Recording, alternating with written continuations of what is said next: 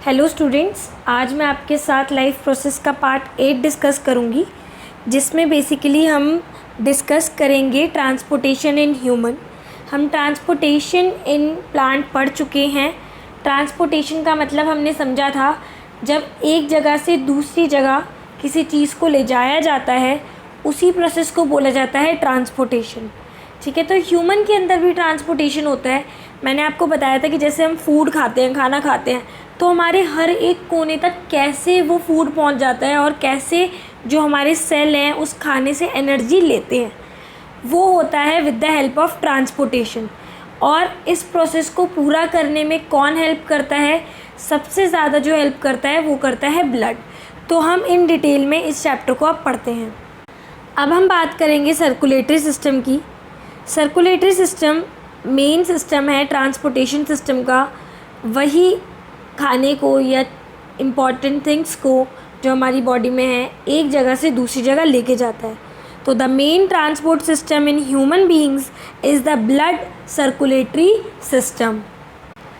How circulatory system help? Circulatory system क्या करता है? जो खाना है, पानी है, ऑक्सीजन है, हमारी बॉडी के हर एक कोने तक पहुंचाता है और जितना भी वेस्ट है उसको हमारी बॉडी से निकालने में हेल्प करता है। वेस्ट जैसे कि carbon dioxide.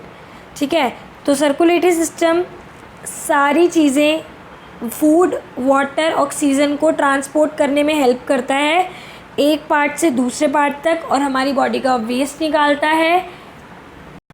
Human circulatory system 3 तरीके के होते हैं। एक होता है हार्ट, दूसरा है ब्लड वेसल और तीसरा है ब्लड।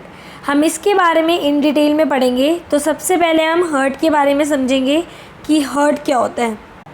अब बात करते हैं हार्ट की। जो हमारा दिल है वो बिल्कुल सेंटर में होता है चेस्ट के, और वो हल्का सा लेफ़्ट हैंड साइड टिल्ट होता है। तो अगर आप अपनी हार्ट बीट सुनेंगे, तो अगर आप लेफ़्ट हैंड साइड हाथ रखते हैं तो आपको हार्ट बीट सुनाई देगी। तो हमारा जो दिल है वो लेफ़्ट की तरफ थोड़ा सा टिल्टेड होता है। अब बात करेंगे डिफरेंट चैम्बर्स ऑफ हार्ट। हमारे दिल में आप मान लीजिए 4 कमरे होते हैं। ठीक है, जो ह्यूमन हार्ट है उसमें 4 कमरे हैं। एक दिल जो है वो 4 रूम्स में डिवाइडेड है, उसी को चैम्बर कहा जाता है। तो ऐसे और भी एनिमल्स हैं जिसमें 4 कमरे ना होके 3 कमरे होते हैं, 2 कमरे होते हैं। तो हम उनके बारे में पढ़ेंगे। तो डिफरेंट चैम्बर्स ऑफ हार्ट, तो हम सबसे पहले देखेंगे एम्फीबियंस के बारे में। एम्फीबियंस होते हैं फ्रॉग, या आपके सामने मैंने पिक्चर्स लगा रखी हैं। ये सारे एम्फीबियंस हैं, आप नेट पे भी सर्च कर सकते हैं। जितने भी एम्फीबियंस होते हैं वो 3 चैम्बर्ड होते हैं। 3 चैम्बर्ड इन द सेंस उनका जो दिल है बेसिकली 3 पार्ट्स में वो डिवाइडेड होगा। तो this is the first part, this is the second part and this is the third part. तो एम्फीबियंस जो होते हैं उनके 3 चैम्बर्ड हार्ट होता है, 3 कमरे होते हैं दिल में। 4 चैम्बर के बारे में बात करेंगे। 4 चैम्बर्स जो होते हैं वो होते हैं मैमल के अंदर। ठीक है, मैमल हमें पता है कि वो होते हैं जो बेसिकली अपने यंग वंस को जन्म देते हैं। एग नहीं ले करते, अंडे नहीं देते हैं, वो यंग वंस को जन्म देते हैं। तो उनके अंदर 4 चैम्बर होते हैं। ये ह्यूमन हार्ट है जो मैंने आपके सामने दिखा रखा है। तो इसमें 4 कमरे हैं। I will show you. First is this, second is this, third and fourth. तो ये 4 कमरे होते हैं, ये 4 चैम्बर होते हैं दिल के, जो कि ह्यूमन में आपको मिलेंगे। अब बात कर लेते हैं हार्ट की। तो हार्ट में हम कुछ और फैक्ट्स समझेंगे। एक फैक्ट है कि जब आप लोग अपनी मुट्ठी बंद करोगे तो जितनी आपकी मुट्ठी बंद हो रही है उतना आपका दिल का साइज़ होता है।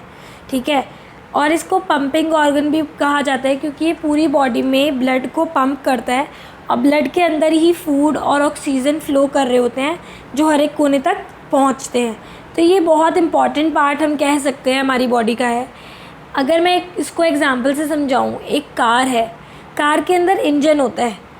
इंजन सबसे इम्पॉर्टेंट ऑर्गन होता है। ठीक है, सिमिलरली हमारी बॉडी में भी सबसे इम्पॉर्टेंट ऑर्गन हार्ट है। अगर कार में इंजन नहीं होगा तो कार स्टार्ट ही नहीं हो पाएगी। ऐसे ही अगर हमारी बॉडी में हार्ट नहीं होगा तो हम बहुत सारे फंक्शंस ऐसे हैं जो हम नहीं कर सकते हैं, बिकॉज़ हार्ट जो है वो पंपिंग बॉडी है, वो पूरी बॉडी में सर्कुलेट करता है ब्लड को। तो अब हम बात कर लेते हैं 4 चैम्बर्स के बारे में। जो ह्यूमन हार्ट है उसमें 4 चैम्बर्स होते हैं, ठीक है। जैसे कि ये जो है ऊपर वाला पार्ट वो होता है आर्ट्रियम और नीचे वाला पार्ट होता है वेंट्रिकल। तो ये जो हार्ट है ये आपका लेफ्ट हैंड साइड है, this part, and this part is right hand side, ठीक है। तो अब हम इसको लेबलिंग कर देते हैं। ये आपका होता है लेफ़्ट आर्ट्रियम और ये होता है राइट आर्ट्रियम। तो ऊपर वाला जो 2 चैम्बर्स हैं वो है राइट आर्ट्रियम और है एक लेफ़्ट आर्ट्रियम, वाइल जो नीचे के चैम्बर्स होते हैं इसको बोला जाता है राइट वेंट्रिकल और इसे बोला जाता है लेफ़्ट वेंट्रिकल। तो नीचे के जो दोनों हैं वो है लेफ़्ट और राइट वेंट्रिकल और ऊपर के जो हैं वो है लेफ़्ट और राइट आर्ट्रियम। सो इसमें लिखा हुआ है कि the upper 2 chamber of the heart is atria. जो ऊपर के 2 चैम्बर्स होते हैं उन्हें आर्ट्रिया या फिर आर्ट्रियम कहा जाता है, while the lower 2 chamber of the heart, जो नीचे के चैम्बर्स हैं, उन्हें बोला जाता है वेंट्रिकल्स। अब हम आर्टरीज़ और वेन के बारे में पढ़ लेते हैं। जो आर्टरीज़ हैं वो क्या करती हैं, वो ऐसी नसें होती हैं जो कि हार्ट में से ब्लड को दूर ले जाती हैं बाकी सारे पार्ट में, ठीक है। तो यानी कि ये हार्ट में से ब्लड को दूर ले जा रही हैं all the part of the body, ठीक है।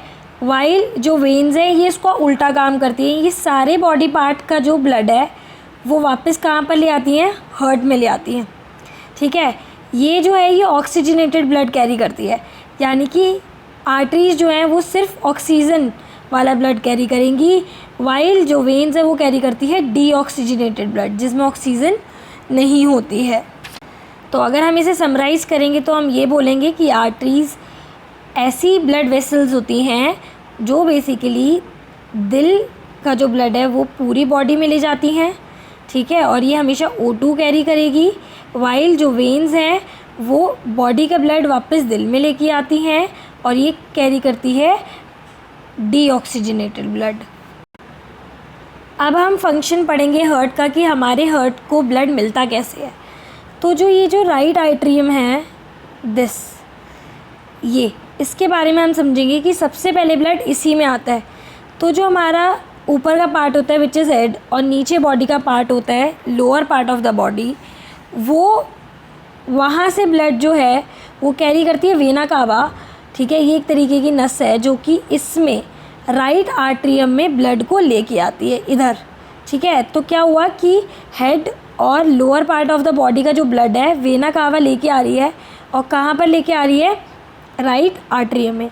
तो जो ऊपर वाली जो हेड से ब्लड को लेके आया जाता है ना उसको हम बोलते हैं सुपीरियर वेना कावा, और जो नीचे लोअर पार्ट से जो ब्लड को लेके आती है वेना कावा उसको बोला जाता है इन्फीरियर वेना कावा, और ये ब्लड कहाँ पर लेके आएगी, राइट आर्ट्रियम में लेके आएगी। अब ब्लड राइट आर्ट्रियम से फ्लो करता है राइट वेंट्रिकल में, बट उससे पहले यहाँ पर आपको 2 दरवाजे टाइप में दिख रहे होंगे, इनको वाल्व्स बोला जाता है, ठीक है, और इसका नाम होता है ट्राइकस्पिड वाल्व्स, ठीक है। ये क्या काम करते हैं, ये बेसिकली ब्लड के प्रेशर को कंट्रोल करते हैं, धीरे धीरे करके ब्लड को नीचे की तरफ भेजते हैं, कहाँ पर, राइट वेंट्रिकल में। अब राइट वेंट्रिकल के बाद ये जो ब्लड है वो बेसिकली कैरी हो जाएगा पल्मोनरी आर्टरी के थ्रू।